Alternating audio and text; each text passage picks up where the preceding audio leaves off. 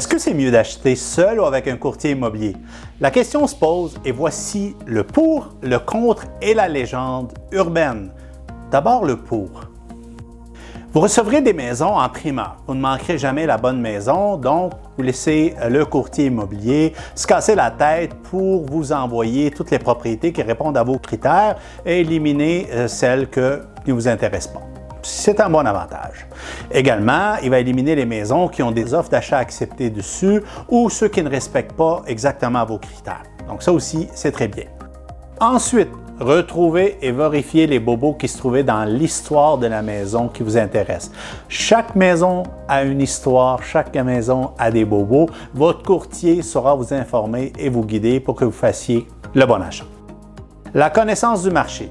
Une maison que vous adorez et une maison similaire 4-5 rues plus loin, la valeur n'est pas la même. Donc, chaque petit quartier a ses caractéristiques et sa gamme de prix. Donc, c'est important au niveau du courtier de vous éclairer si ça vaut la même maison sur l'autre côté, pas que vous fassiez avoir. Maintenant, l'expérience en négociation. Lorsqu'on achète une propriété, on est impliqué émotivement et on est tout stressé. Alors qu'un courtier immobilier fait ça tous les jours et donc il pourra de sang-froid aller négocier dans votre meilleur intérêt. Et donc, son allégeance est pour vous, il va travailler pour vous. Maintenant, visitez plusieurs maisons en une fin de semaine. Si vous appelez le courtier du vendeur, chaque courtier a son horaire et ses disponibilités. C'est l'enfer visiter 4 maisons, ça prend toute la fin de semaine. Par contre, avec votre courtier immobilier, eh bien, vous pouvez visiter 4 maisons en 2 heures parce que les courtiers des vendeurs n'ont pas besoin d'être présents. Votre courtier ira avec vous. Donc, ça aussi, c'est un avantage. Maintenant, il y a des inconvénients. C'est quoi les contres? D'abord, un courtier pressé et pressant, ce n'est pas agréable. Alors, assurez-vous de ne pas engager une personne qui ajoute à votre stress. Aussi, le courtier qui choisit les maisons à vous faire visiter, au lieu de vous donner le contrôle sur ce que vous voulez voir ou ne pas voir, mais après tout, c'est vous qui allez l'habiter. Ça aussi, c'est un non. Le courtier aime toutes les maisons et aime tellement visiter des maisons qu'il ne vous aide pas à faire un choix éclairé. Ça n'aide pas non plus à avancer.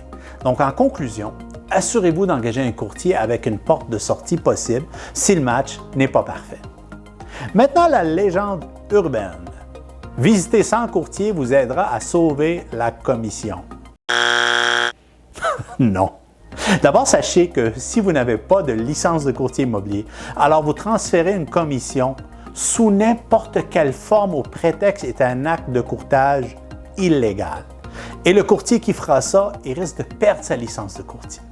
Donc, il y a autre chose, c'est que si vous n'appréciez pas la relation avec le courtier du vendeur, eh bien c'est dommage parce que très souvent, c'est trop tard pour changer d'avis ou revenir avec le courtier qui doit son allégeance à vous.